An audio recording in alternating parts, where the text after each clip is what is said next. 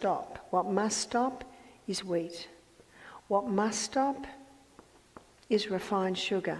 Now, if someone's looking at conquering diabetes, initially they also need to eliminate all your healthy sugars, like your palm sugar, your maple syrup and honey.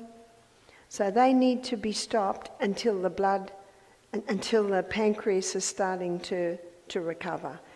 And it can recover. One young man named Dan did our program. He was type 1 diabetes. He got diabetes after a strong course of antibiotics at the age of 15. He's now 19. He said, my specialist said my pancreas is dead. I said, is it gangrene? What's dead? I said, if there is blood going through your pancreas, it's not dead. The life of the flesh is in the blood. So he began to do this. Another thing is no wheat, no caffeine, and no refined sugar and no caffeine. Caffeine can actually get an insulin response, so that has to be stopped. When he came to our retreat, he ate only low glycemic foods. He had legumes every meal. He started to drink more water, hydration. And what he found was if he felt that he was getting a blood sugar level low between meals, he'd have a little bit of the salt and a glass of water, and it would maintain him. I do not advise diabetics eat every 2 hours because that really disrupts digestion. When we looked at the journey through the gut, did you notice that digestion averages 3.5 to 4 hours? So you've got to leave that break between meals. If you eat food, and this is what Dan did, and we just looked at this, high fibre. Remember what fibre does? It slowly releases the glucose. Generous proteins, there's your legumes, nuts and seeds. They're all low carbohydrates, so you're not overworking the pancreas. And also the healthy fats. We also looked earlier in the week at fats that heal, fats that kill. And the killer fats are your altered fats. There's your deep fried foods, there's your margarines, those fats that have been changed or altered, or your polyunsaturated fats that have been extracted using high heat. They're the dangerous fats. These are the 3 foods that keep the food in the stomach longer. These are the ones that give that steady, consistent delivery of fuel. Also, what Dan did is he began to exercise. And the exercise he implemented was the high-intensity interval training. So he'd put his joggers on every morning and he would run up and down the hills. Now after, he was with us for 4 weeks. He did 2 weeks program and 2 weeks in the garden. And he came to me at the end of the 3rd week and he said, I want to tell you something. He said, the first week, if I got a blood sugar level low in the middle of the night, I had some candies in my bag, I'd just take a candy. He said it'd get the blood sugar level up, but he said I'd get a terrible headache. But it got my blood sugar level up. He said the second week, I was feeling a bit guilty that I shouldn't be doing that. So he said, if I got a blood sugar level low in the middle of the night, I'd eat an apple. It takes a long time to eat an apple in the middle of the night, doesn't it? The 3rd week, he did something else. He said the 3rd week, if he got a blood sugar level low, he'd jump on the floor and do 30 push-ups. So what's he doing there? Do you remember in our last presentation looking at the heart, about the stores that we have in the cell? Remember the 20-step pathway that gives us 2 units of energy. There's the 8-step pathway that gives us 36. Of course, that's the oxygen pathway. But remember the little bunch of grapes, the little glycogen stores, already in your muscle cell. So when Dan did 30 push-ups, it caused a release of these glycogen stores that gave him energy, got the blood sugar level up. He said to me, why didn't anyone tell me about glycogen? I believe glycogen is the diabetic's best kept secret. It's already in there. And if you run out of that, what else have you got? You're fat. That's right. He told me that one morning he got up. I have to give you Australian levels. I don't know if yours are similar. I don't think they are. So the blood sugar levels should sit at about anywhere between 5 and 6. So he got up one morning and his blood glucose levels were 3. So what he did was he had the salt, water, got dressed, had another salt, more water, went for a run, came back, tested his blood glucose levels, they were 9. And he'd had nothing to eat. Where did that come from? Came from the stores, the glycogen stores and the fat stores. If you're running out of glycogen. It's an amazing process. That's why exercise is vital. Not only that, what happens when you exercise and you're doing the high intensity, your cells screaming out for fuel. So what happens is extra insulin receptor sites develop on the membrane around the cell so that it can take more glucose in. That's quite incredible, isn't it? Now, before someone develops diabetes, they usually start with insulin resistance. You've heard of insulin resistance. What happens with insulin resistance? The person's, say, on a high carbohydrate diet, a lot of wheat, blood glucose levels are going high. Pancreas gets screamed at. You see, high glucose demands high insulin.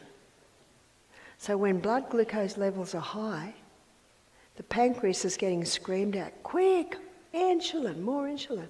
So it releases a lot of insulin, too much insulin actually. So what happens now? Goes too low. So down there, the brain says to the pancreas, stop the insulin, release the glucagon. But what does the person also do down there? Has a candy, has a Coke, has a coffee with 3 teaspoons of sugar. What does that do? Whoa, up it goes again. Now too high. Stop the glucagon, release the insulin. Oh no, stop the... Can you see what's happening? The pancreas is just wearing out. I'm against child abuse, I'm against animal abuse, and I'm against pancreatic abuse. But many, that'd be like someone kicking their dog, not realising it's hurting the dog. But it's actually not that clear because we can't even see the pancreas. We don't know what's going on in there. And so many people don't realise, like this lady that started crying, she didn't know that they'd changed the wheat. She didn't know that it created that starch structure that gets it up even higher. Oof. One lady said, but we were always told whole wheat bread's really good bread. Can you get bread or can you eat bread? You can. You can. From the ancient grains. I'm going to give you a website. And this young man, it's his own business, www.simpleneeds. And he uses the ancient grains. He's in North Carolina. And he will shop or ship anywhere. And that is excellent bread. It's probably more expensive than other bread you've bought, but one slice of that bread is usually equal in nutritive value to a whole loaf of other breads. You can get wheat that has not been hybridised. There's your spelt and your kamut and your enkenhorns. There are grains. They're called ancient grains. When my son was, I think he was 14, he got a job. He had to cycle 5 kilometres to a little Italian fruit and vegetable shop. In Australia, we have little fruit and vegetable shops. That's all they sell. So in all the little towns, you'll have a butcher shop, you'll have a baker shop, you have a fruit and veggie shop. And it was run by Italian family. There was Mama was about late 60s. There was Daughter was early 40s. And Mama would say to Peter, get that broccoli, put it out the front. So Peter would carry it out the front and he'd meet Daughter. And the daughter would say, Peter, what are you doing with that broccoli? Now get it back there. And if Peter tried to speak, he'd got into trouble because he's back answering, so he'd turn around and then he'd meet Mama. Peter, what are you doing with that broccoli? I told you to get it. And Peter would turn around and hopefully eventually they'd meet. Peter would come home every day and he'd have a backpack full of rock melons or things that they were going to throw out. He'd come in and say, Mum, I got some good fruit today. After about 2 weeks, he said, Mum, can I get another job? It wasn't the 5 kilometres cycling. It wasn't the backpack full of goodies. It was these women. And isn't that what people are doing to their pancreas? Get it up. No, get it down. No, get it up. No, it just wears them out. And that's when insulin resistance happens. Insulin resistance is when so much glucose is coming in that these insulin receptor sites basically say, I'm sick of the sight of you. I don't want to even see you anymore. So what happens is the blood glucose levels remain high because it can't get into the cell because of insulin resistance, and the brain sees all the glucose in the blood and starts screaming at the pancreas, more insulin, more. Can you see what's happening? And the insulin just can't do it anymore. So it stops. Sometimes something can damage the beta cells in the pancreas, like Dan, when he had the strong course of antibiotics, it had damaged the pancreatic cells. So let me finish the story of Dan. So by the end of the 3rd week, Dan's insulin has gone from 90 units a day down to 10 units a day. Type 1 diabetic, 3 weeks. Why was he getting blood sugar level lows in the middle of the night? He was on too much insulin. I always leave it with the person because they take their blood sugar and adjust it accordingly. What had his specialist told him? His pancreas was dead. Well, the fact that he kept getting blood sugar level lows meant that his pancreas was starting to work, and now he's on too much insulin. So he backed off, until after 3 weeks he was only taking 10 units a day. That's quite incredible. He was diligent. He didn't want to even eat fruit. He said, I want to conquer this thing. He's only 19. He went home a very happy young man.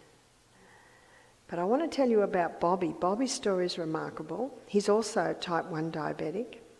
And he came to the retreat when we were in Alabama. And he came, it was probably 5 years ago now. And he came, he's 62, they wheeled him in a wheelchair. They'd recently taken the lymph nodes out of his groin to try and determine why he had diabetes. I don't quite understand that. But when he flew to us from Florida, being up in the plane, his legs had swollen because his lymph nodes were gone. That's why he was in a wheelchair. He's not usually in a wheelchair. He said, the doctors have told me last month they can do no more for me. He was on medication. He was on 90 units of insulin a day. That's short and long acting. He was on blood pressure, blood cholesterol, blood thinning. He said, I will not be able to exercise with the other guests. Look at my legs. I said, that's right. But I said, what I want you to do is every hour, I want you to get on the trampoline or the little mini rebounder and just go like this. Because that fluid is lymphatic fluid. And when you are on the rebound, it directly stimulates your lymphatic system. I said, every hour, just one minute like that. That's all you need to do. And I want you to walk barefoot on the grass to massage those feet. I said, I don't want you to go on the walks with the other guests, the legs. Within 24 hours, the legs had come down by half. He did the 2 days on juicing. Blood glucose levels were starting to come down. At the end of 2 weeks, now he was diligent in this to the point where he'd sit next to me and say, am I right? Have I got the right amount of fruit on this plate? He said to me, anything you tell me to do, I will do. So at the end of 2 weeks, he was down to 10 units of insulin a day. That's from 90 units of insulin, type 1 diabetic. Implementing this. He emailed me 3 months later, off all medication. Everything. And he said, and I've lost a lot of weight. I'm trying to think of it. I think it was about 40 pounds that he'd lost in those 3 months. When he got home, his 42-year-old wife said, this is your baby, I'm not interested. I like my champagne, croissants and coffee. He said, okay. Now, after 3 months, she's looking at her husband. He's lost all his weight. He is looking good. He's feeling fantastic. He's not the grumpy husband he used to be. See, when blood sugar levels drop down, that's when diabetics feel bad, feel impatient. His blood glucose levels were steady. I said, tell me what you're doing. Tell me your exercise. He said, I cycle 6 miles a day. I swim 30 laps a day. And I rebound 3 times a day. What are you prepared to put into this? This man was prepared to put this into it, and the results were incredible. Remember what his doctors had just told him? They basically sent him home to die, saying, we can do no more for you. He was a wealthy man, and he had the best specialists. He told me that he'd spent $1 million on his health in the last 10 years. And he met a little lady at the swimming pool one day, and they got talking, and she said, I think I know someone that can help you. And he came to our retreat. Anyway, the next email I got, he said, my wife's interested. She stopped her coffee, she stopped her croissants, and she's so happy because she has lost 15 pounds. And she's been wanting to lose weight. Why was she interested? Her husband didn't beat her over the head with everything. She just watched. She just watched. In fact, you know what they did after 6 months? They were remarried. He said, I just feel like my wife's got a new man. And she said, I have. And so they rededicated their life to each other. Just an incredible story. Every single case is different because there can be different factors that come together in every case. And I think Bobby's case is very interesting because his case would be considered quite extreme. Type 2 diabetic is a lot easier to conquer because the beta cells aren't as damaged as usually in type 1 diabetic. So we have many type 2 diabetic stories who have totally conquered it. But I like Dan's story and Bobby's story because they were type 1 and they were told that they would never conquer their diabetes. But they certainly did.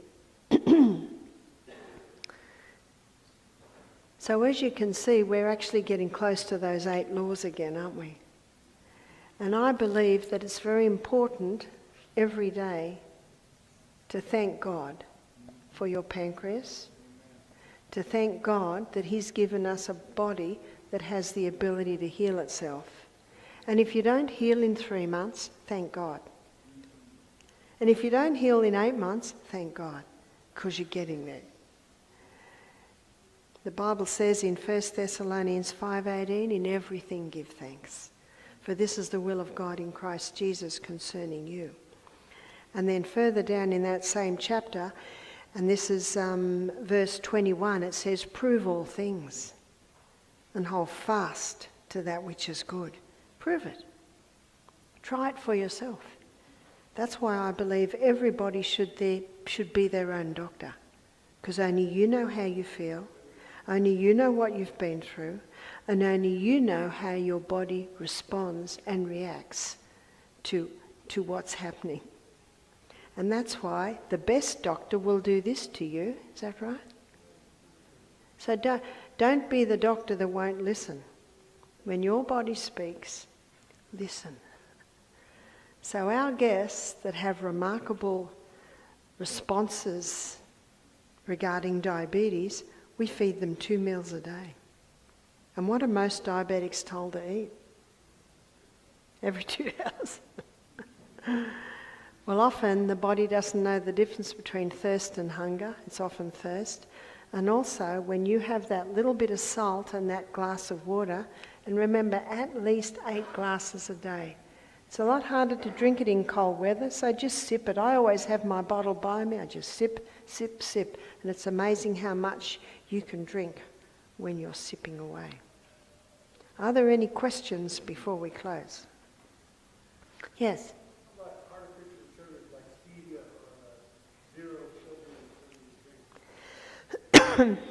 Stevia is probably the one sweetener that doesn't get an insulin response. Some people say, I don't like stevia, and I say, well, you've used too much, because if you overdo stevia, it gets a bitter aftertaste. So go a little less. It's hard to believe that such a small amount can sweeten. So start very, very slow. So that is one sweetener that can be used. But what you're better to do is veer away from the sweets at all. I find that when people stop this high carbohydrate diet, they say to me, I don't crave sweets anymore. The more sweet and the more wheat and the more sugar you eat, the more you will crave. So in place of the wheat, what about sprouted barley breads? Yeah, you could do this. I find the sprouted breads very heavy myself. And I like bread to be light and sweet. But I do know that some people love it and they cut it very thin, and it's can be eaten that way. Some people go to more crackers, rye crackers, things like that.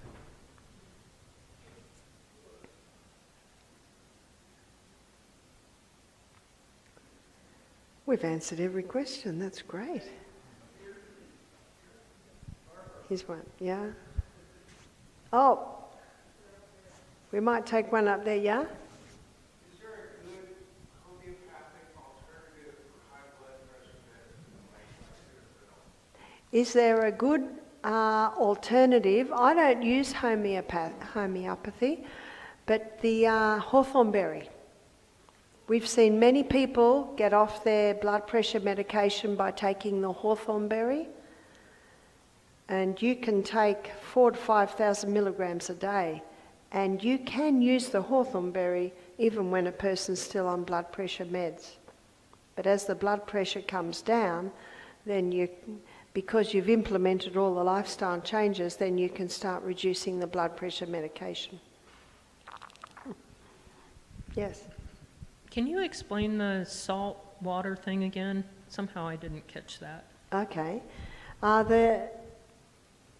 We lose a lot of salt every day, and we need to take salt. And seawater is 92 minerals, but the salt you buy on the supermarket shelf is only 2 minerals. So it causes an imbalance in and out of the cell, which gets the pressure up. So we need to take mineral salt, which is your Celtic salt or the Himalayan salt.